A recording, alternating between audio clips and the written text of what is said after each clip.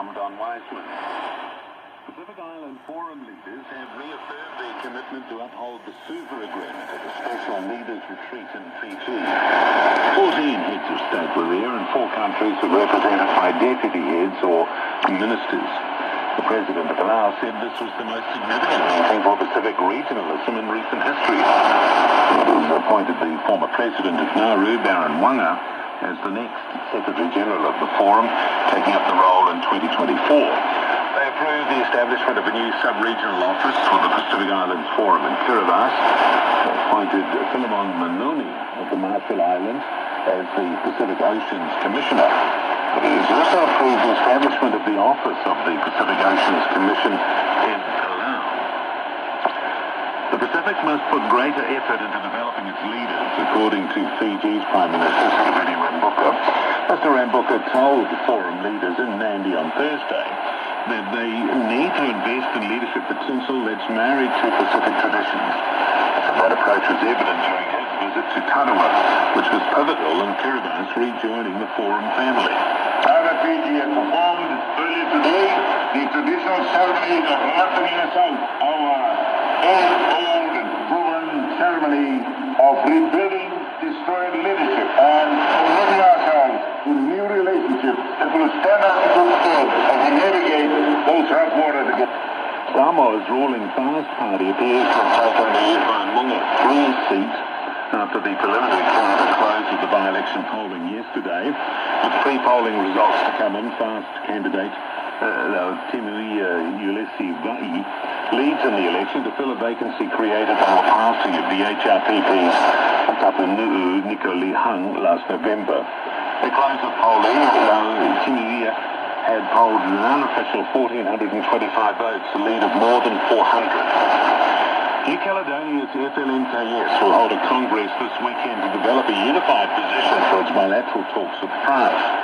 The organisation set to talk with the French Interior Minister, Gerard Damanin, in early March, along with the anti-independence parties. This weekend's Congress in Noumea will also host several international independence supporters, notably the Iron Spear Party from the Basque Country and the French Guiana Member of Parliament, Jean-Victor Castour. Members of the organisation say the FLNKS experienced a number of internal ructions throughout last year, and so unification is a vital element in future discussions. This Congress today will include 4 parties, while the second will have a full house of 5. Cook Islands government officials on his final warning after being convicted of drink driving in Rarotonga's criminal court. The head of the Ministry of Cultural Development, Anthony Tudua, found to be over twice the legal blood alcohol limit in September last year. Head Fotheringham has more. Mr. Tudor met with the Public Service Commissioner, Carl Hunter, last week to address his conviction. A spokesperson for the Public Service Commissioner says Mr. Tudor breached the government's code of conduct. The spokesperson says disciplinary measures, including the possibility of termination, would be considered if he breached the code of conduct again. The Public Service Commissioner is requiring Mr. Tudor to pay back the full cost of repairs for the government vehicle that was damaged while he was under the influence. To New Zealand now, 34 Fijian personnel have arrived in Aotearoa to support flood-impacted communities. Lewis reports. They arrived on Friday night traveling with Deputy Prime Minister Tano Sepulumi, who had been at the Pacific Islands Forum Special Leaders Retreat in Nadi. I asked them what they thought when they saw the images of the disaster online. The commander in charge says his first thought was, how can we help? What can we do? PNG has also offered to send manpower to help. Mr. Aroni says at the moment the only offer the government has accepted is from Fiji, but it has not ruled out accepting other offers. The town of Flaxmere near Hastings has come up with its own evacuation plan after Cyclone Gabrielle. The chair of Radio Kahundu says the community will ring the church bell if they need to evacuate. Joe Turipo says with power and cell reception partially down, they've come up with a plan inspired by older times. More heavy rains forecast for the Hawke's Bay this weekend. The East Valley was evacuated overnight. A Gallagher Bay farmer says while forestry debris or slash has seriously damaged many farms in the region, including his own, it's also an ecological disaster for marine life. Peter Reeve is a 7th-generation sheep and beef farmer. He says the slash, once it gets down to the sea, is having a marked effect. Gallagher Bay has been decimated by forestry trees caught under the latter and the fat rocks growing green algae. The fishing is basically non-existent. All of the locals are reliant on that for homeowner, for feeding their families, especially over summer. It's not there. Peter Reeve says the pristine beaches are no more. Food safety assessments are taking place in Hawke's Bay as fruit growers look to harvest crops unaffected by the recent flooding. The Ministry for Primary Industries coordinator in Hawke's Bay, Steve Ham, says fruit that has had direct contact with floodwater will not be harvested. There are a number of orchards that aren't affected, so we need to make that distinction clear as well. There's a lot of parts that is fine and untouched, and so if we're having an even assessment, at least there's controls in place to show that some care has been taken around the product. Steve Ham says the assessments will help provide assurances to both export markets and local consumers. New Zealand's Ministry of Business, Innovation and Employment says all RSE workers in cyclone-affected regions of the North Island are safe, have jobs in the short term. At the height of Cyclone Gabrielle, images of Pacific seasonal workers stranded on routes surrounded by the floods caught national attention and caused a lot of worry and concern for their families back home. The Ministry's General Manager of Refugee and Migrant Services, Fiona Whiteridge, says workers in Tairāwhiti, Gisborne are already back at work. Of the ones in the Hawke's Bay, at the moment, most are back. We've got about 177 workers that are still in the evacuation centres, but a large majority of those are all with one employer, and we're just waiting for the power to be turned back on, and then they'll actually have approved accommodation that they can go to. For the latest news and information on recovery and rebuild in Hawke's Bay, head over to our website, that's at rnz.co.nz. To sport now, and Fiji's former captain, Simon Ray Walui, is the new head coach of the Flying Fijians with less than 7 months to go before the Rugby World Cup kicks off in France. The Fiji Rugby Union announced earlier this month that New Zealand coach Scott Robertson was offered a role. But it appears the Crusaders mentor did not take up the offer after Ray Walui's appointment was confirmed at Rugby House in Suva on Friday. Former lock forward's been involved in the game as a player and a coach for almost 3 decades. In his most recent role, he was the FRU's High Performance Unit General Manager. He says the Flying Fijians have a lot of work to do ahead of the Rugby World Cup. It's obviously a very solid runway. We're just under the 7 finals to go to the Rugby World Cup, so we've got a lot of work to do. I think one of the biggest things for us is reconnecting with the people, reconnecting with Fiji, lucky the team of the people. So my job is to give direction to the staff and a purpose to the players. The national broadcaster for Solomon Islands will be launching a television station ahead of the Pacific Games in Honiara later this year.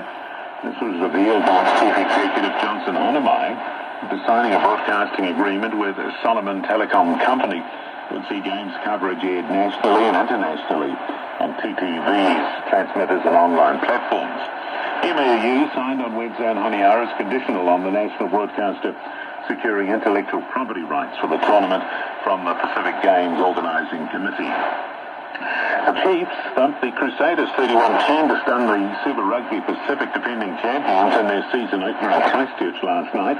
Over the Tasman, the Brumbies beat the Waratahs 31-25. At the Women's T20 World Cup, hosts South Africa upset England by 6 runs in a dramatic semi-final in Cape Town. South Africa meet Australia in the final. Wellington Phoenix striker Oscar Zawada scored his 10th goal of the season last night as the Phoenix go 1-1 with the Central Coast Mariners in the A-League. Harry Brook and Joe Root smashed centuries in an unbroken 294-run stand in the second test against New Zealand at the Basin Reserve at Wellington yesterday. So England resumed this morning on 315 for 3, with some showers and rain in the forecast for the capital today. And the Australian cricket skipper, Pat Cummins, will miss the 3rd test in India to be with his mum in Sydney as she's seriously ill. That's the latest in news and sport from RNZ Pacific.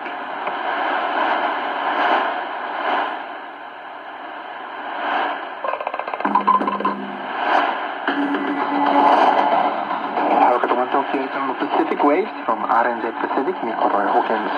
Coming up first. All the ones in Brisbane in their accommodation, they are back on the farms or the vineyards. New Zealand's Ministry for Business says all Pacific RC workers are safe and accounted for, and there's plenty of work to do. Also, President Namau and his government agreed to come back totally. It is a very encouraging period in my re-entry into leadership. Fiji's Prime Minister Safideni Rambuka in his element at the Pacific Farm Leaders Retreat, and He was a very key player in the constitutional reform that started in 2010. reflect on the life and work of Sitiveni Halapua, one of Tonga's greatest minds.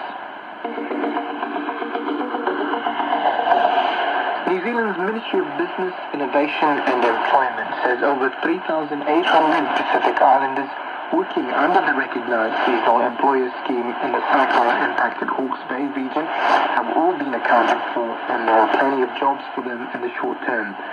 At the height of Cyclone Gabrielle, images of Pacific RC workers stranded on roofs with angry floodwaters rising around them caught the national attention and caused a lot of worry and concern for their families back home, especially with the communications blackout after the storm.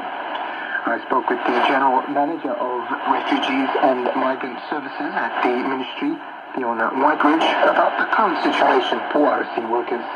In terms of the workers in the Hawke's Bay, there's about 3,871 workers in the Hawke's Bay, and we've got 179 workers in Gisborne.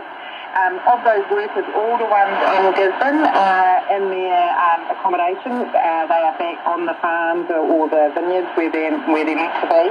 Of the ones in the Hawke's Bay, at the moment, most are back. We've got about 177 workers that are still in the evacuation centres, but a large majority of those are all with one employer. We're just waiting for the power to be turned back on, and then they'll actually have approved accommodation that they can go to. So a key focus for us has been making sure we're working really closely with employers and industry to make sure that there's really good, safe accommodation for the workers to go back to. So they've got a really safe place to be and to stay and to continue working from. Have there been any deaths or serious injuries amongst the RC community? No,